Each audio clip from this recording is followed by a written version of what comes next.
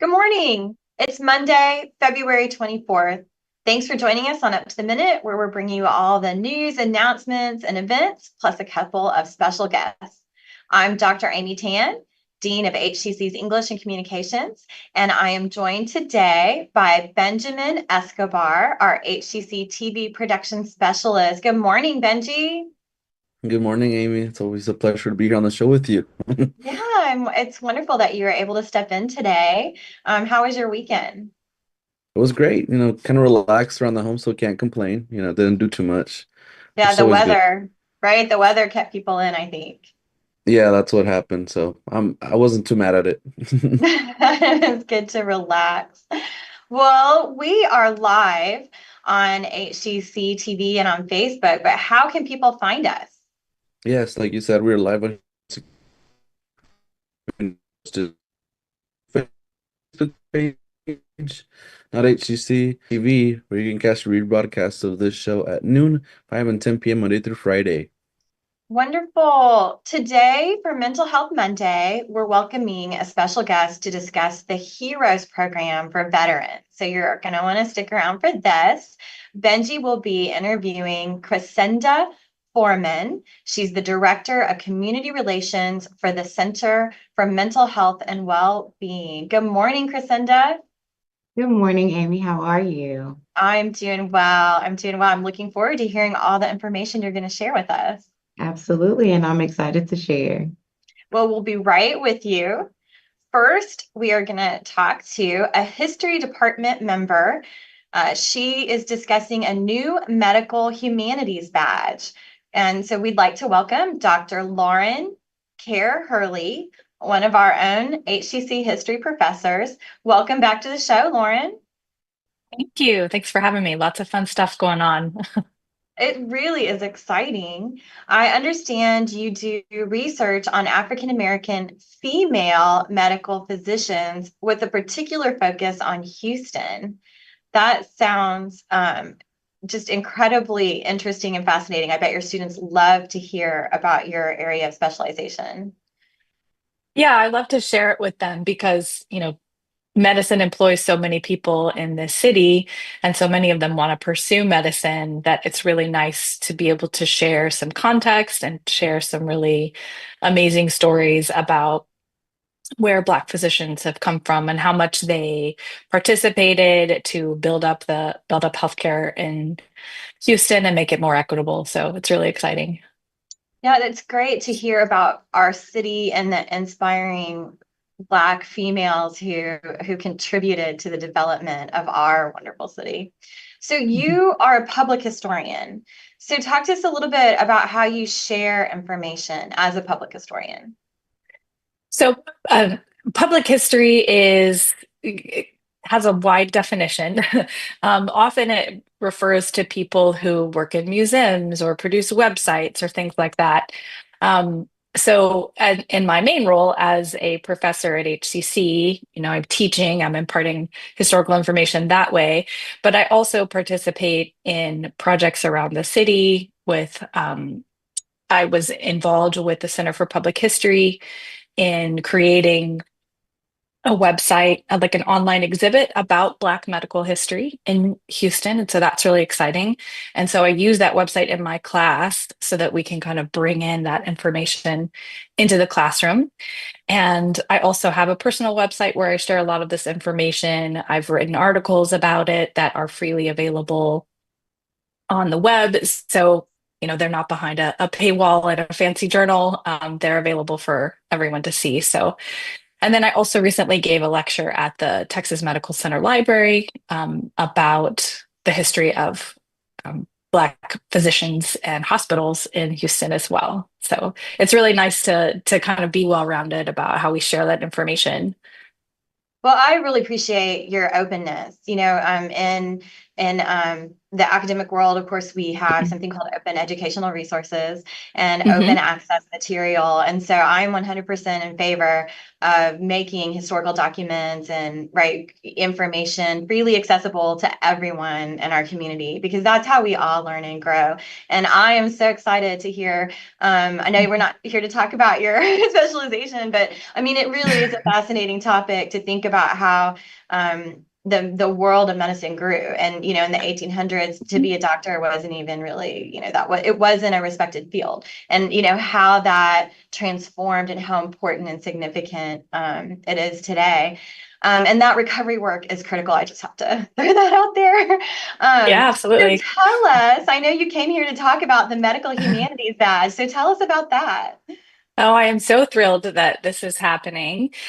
We've done a pilot already, and so now this is our first full semester. We're really excited. So a digital badge is, something that you can get to put on your resume, to put on your LinkedIn. It signifies that you've done a little bit of extra work in a concentrated area within the college. So I'm really excited about the Medical Humanities badge because we've made it really easy for students to get. But essentially, you take the Medical Humanities course, which is a specific course that one of our professors teaches, and then you choose some courses with a focus in Medical Humanities. So for my purposes, my History 1301 and History 1302 are still the survey courses. I'm still meeting all of the, objectives and outcomes that I need to for the course, but students will be focusing their research projects and the readings on something to do with medical history. So that's really fun for me because as much as I love to direct people to my own topic of specialization, it's much more fun when they, do that on their own. So that's really exciting. We have English professors, we have, I believe, psychology, biology, and every semester we'll add more disciplines. So essentially oh yeah. Well, I was just going to ask, how many courses does a student have to complete to get a badge? So it's a total of 15 hours. However, only 6 hours of that has to be a course that's focused in medical humanities, plus the HUMA course. And I hope I'm getting that math right. And then 6 hours of their core course choices. So essentially, most students are halfway there and they might not even realize. So we've made it to where, this semester it was sort of like, surprise, you're in a medical humanities class. But now I'm able to tell them, as you're registering for your next courses, all you need is these two, and then you've done the other cores and you've done mine, so why not, right? Right. So it's really very cool because I have a student, for example, who wants to do she wants to be a psychologist in a hospital. And so this is a perfect thing for her. I also have an engineer who's really interested in this medical humanities badge because, they recognize that medicine, there's a lot of engineering to it. So it's such an easy thing for them to do. And all they really have to do is sort of pick the right courses. Yeah, and we want to let students know that when you're looking for your courses in PeopleSoft, there's actually places where we tag courses with concentrations or special topics. So be sure to look for those when you're registering, even if it's a core class like English 1302 or History 1301, that you can look for that tag.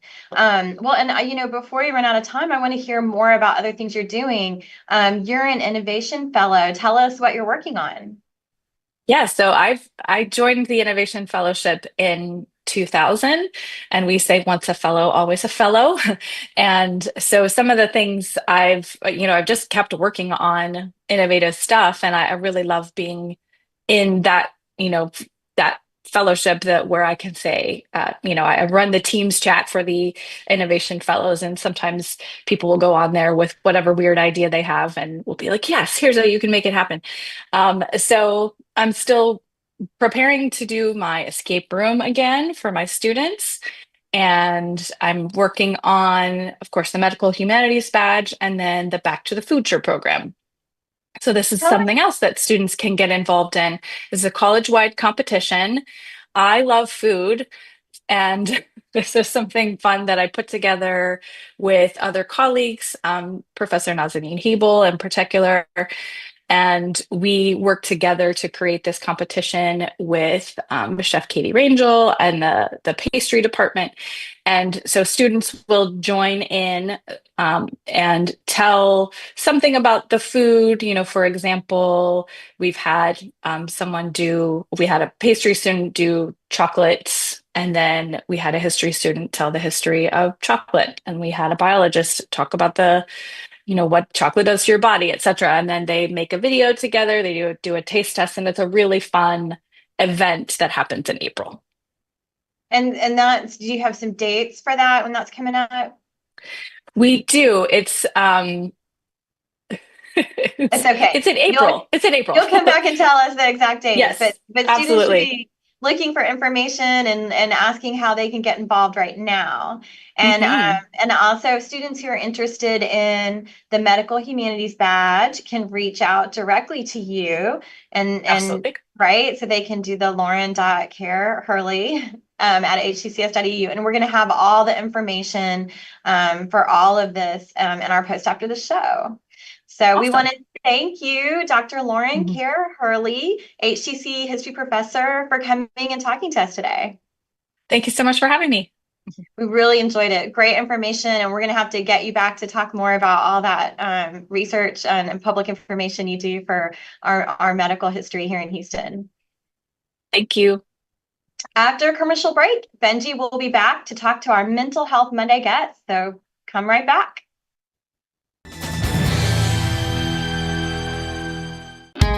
At Houston Community College, we make your lessons matter. Open the door to real-world education, where passions become careers. Find out more at hccs.edu and let your success take flight. That one day at PE when they were yelling at me, and then you just linked arms with me. I don't think you know how much that helped me. I finally knew that I had somebody.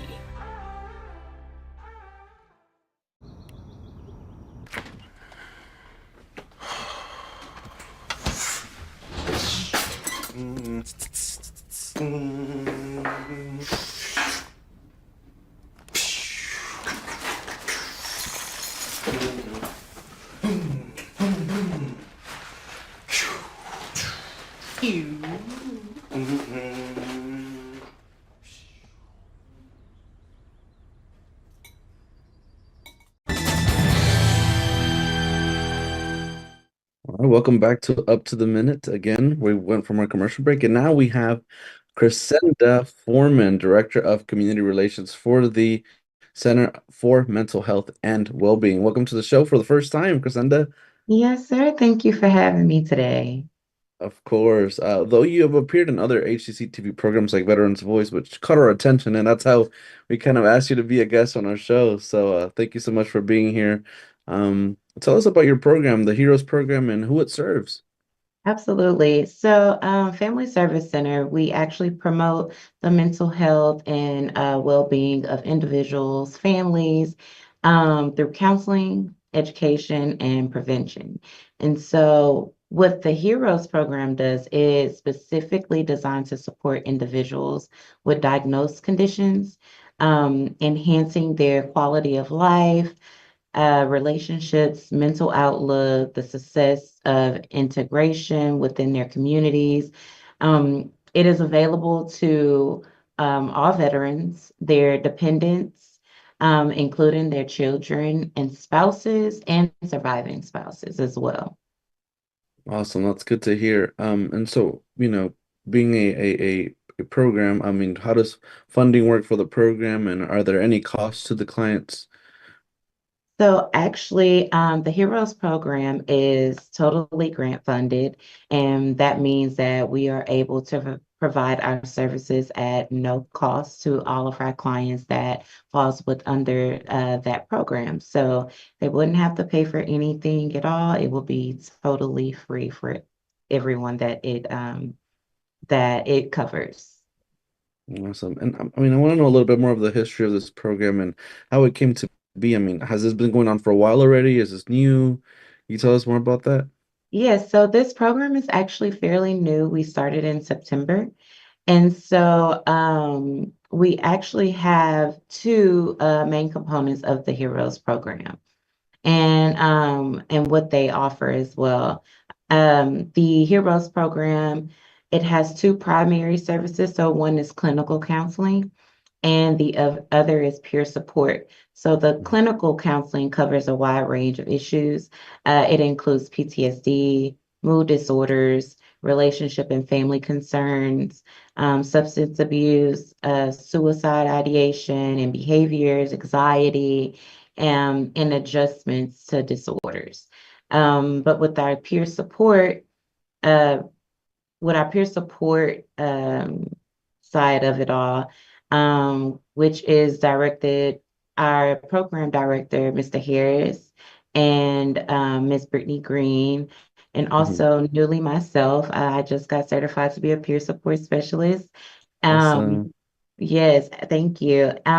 So we actually, like myself and Mr. Harris are actually veterans.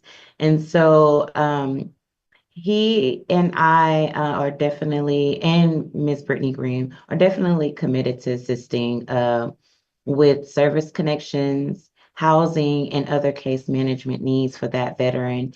And so, with us being veterans as well, we kind of Mhm. have that. Kind of like that experience and kind of know which Yeah. way to lead them. So it's a great way to actually help them in a way that they have somebody that has experienced the things that they're trying to go through, because it's tough going through these situations with trying to get, everything done with your VA or anything of that nature. So we're here to help, and all of our experiences help us help them. So I'm glad to hear that, our veterans are very important to us here in this country. And, it's glad to see that there's a program like this that helps them out. And, with whatever they're going through, there's something like this that they can look forward to. And so what areas do you currently serve? Is it just the Houston area? Is there any other places in Texas or maybe the country? Yeah. So, actually, we do provide services in the Harris County area, Fort Bend, Brazoria, Chambers, Liberty, and the Galveston County areas.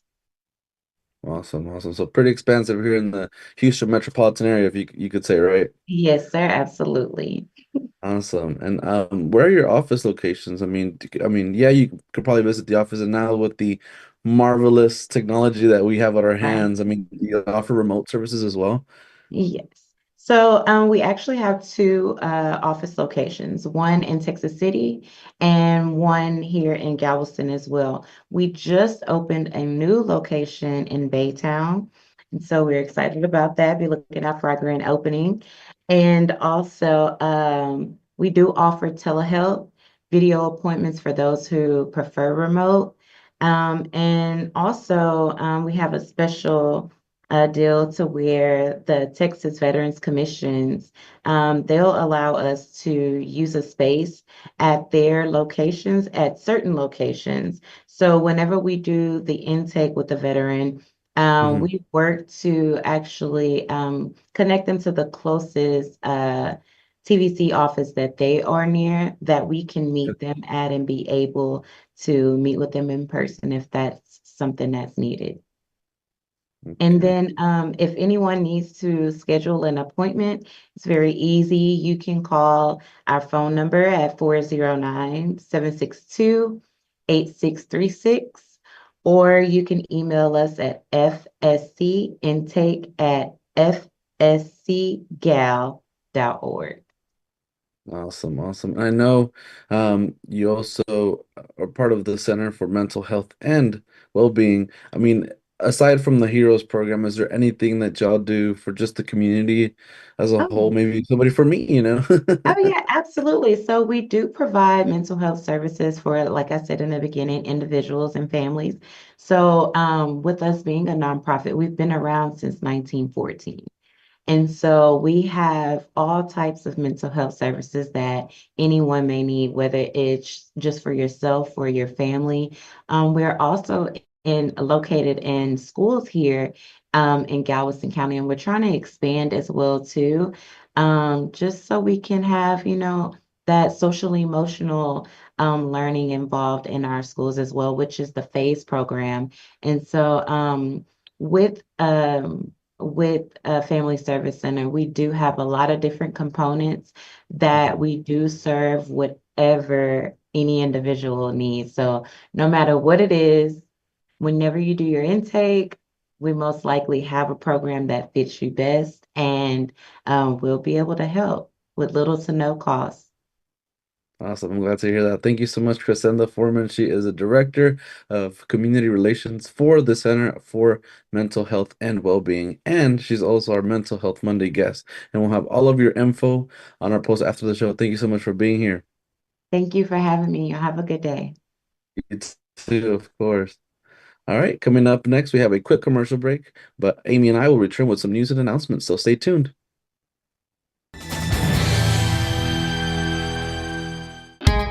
At Houston Community College, we make your lessons matter.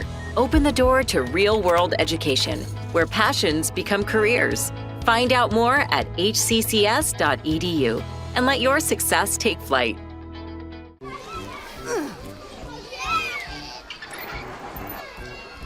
If you love them enough to crawl into a play place to get them to come down, then surely you'll check nhtsa.gov/the right seat to make sure they're in the right car seat. Today I'm going to talk to you about physics. Come on in, girls. Let's go. This is the first rocket to get humans to Mars. Really tall. I'm a rocket structural engineer, designing and building parts of the rocket. You are the generation that will be stepping foot on Mars. Do I have a group of astronauts on my hands? Yes. You can become a rocket scientist or whatever else you want to be.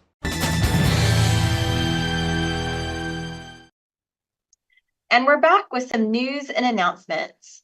HCC Board elects new chair and welcomes 2025 members. Saying that education and workforce are at the heart of Houston's growth, HCC's Board of Trustees elected longtime trustee Eva Laredo as the new board chair. Trustee Leilu Davies Yemitan is vice chair and Sean Sheben is secretary. A lifelong educator with 36 years in the classroom, Laredo was a teacher, an assistant principal, and a principal of Gallegos Elementary School. Now in her 15th year on the HCC board, she remains committed to student success, emphasizing equity, opportunity, and the impact of education on the community. HCCTV congratulates the entire board, including newly appointed member Renee Jefferson Patterson, who, as it happens, is a former student here at HCC. And we wish them a great year, and we have such confidence in Eva Laredo. Benji, what's happening with some workshops? Yes, HCC will join Daya Houston for a discussion on domestic violence, sexual assaults, and how to navigate these situations. The virtual presentation will be on Teams, so anybody can join. This will be Wednesday, February 26th at noon. So check out our post after the show for more info on that. We're also going to be talking about AI's impact on student privacy. This will be a Black History Month presentation. We all know AI is transforming classrooms, but is it benefiting all students? HCC Student Life continues to celebrate Black History Month with a look at AI's role in education, student privacy, and its potential risks. A free lunch is included. This is going to be at noon on Thursday, February 27th, which is this week, y'all. It's the end of February. Stay with me at Stafford campus. Be sure to check the post after the show for more information. Awesome. And next up, we have free spa appointments. So some are still open. HCC has 3 spa opportunities that are free to our faculty and staff, but they're filling up fast. We have Southeast Day Spa, which is Tuesdays from 9:30 a.m. to 2:30 p.m. Then we have Southeast Evening spas, this will take place after spring break, would be from 5 to 8 p.m. on Tuesdays and Wednesdays, and then the A-Leaf Bissonnet Spa, which is currently full, but we're still accepting wait lists. That'll be 9:30 a.m. to 2:30 p.m. on Tuesdays. These sessions are by appointment only, so check out our post after the show for more info on a free spa appointment. I mean, you can't go wrong with that. You cannot. We all need a free spa appointment. We want to let you all know that Innovation Fellows application is open. This is a fantastic opportunity for our faculty and really contributes to our community here at HCC. And as you heard earlier, Dr. Lauran Kerr-Heraly is also a former and I guess lifetime Innovation Fellow. The application process is now open for the 2025-26 Innovation Fellows cohort program at the West Houston Institute. This is a year-long opportunity for personal and professional growth open to all full-time faculty and staff. The program is designed to develop the mindset and skill set needed to bring about innovation in higher education today. That deadline is coming up at the end of March, March 31st. Check our post after the show for more information. And we still have second start classes going. Yes, registration for spring is ongoing with classes offered in a variety of programs and in various semester lengths. HCC's courses are also offered in a range of modalities, including online anytime, online on a schedule, hybrid in-person, and hybrid lab. So to learn more about HCC programs, start dates, and options to cover costs, please visit hccs.edu/apply. Well, thanks for joining me today, Benji. It's always great to see you. And I know we're getting close, so we're gonna Of course. wrap. We went fast today. But coming up for Tasty Tuesday, we'll launch the celebration of Ramadan with the return of Kraft Pita, who just appeared on Food Network. So you don't want to miss that. And we'll feature a special student success story, the young man who presented to the HCC board at December graduation ceremony about overcoming adversity and learning challenges to get his degree. So I hope you'll all join us. Thank you for joining us today, and we'll see you next time.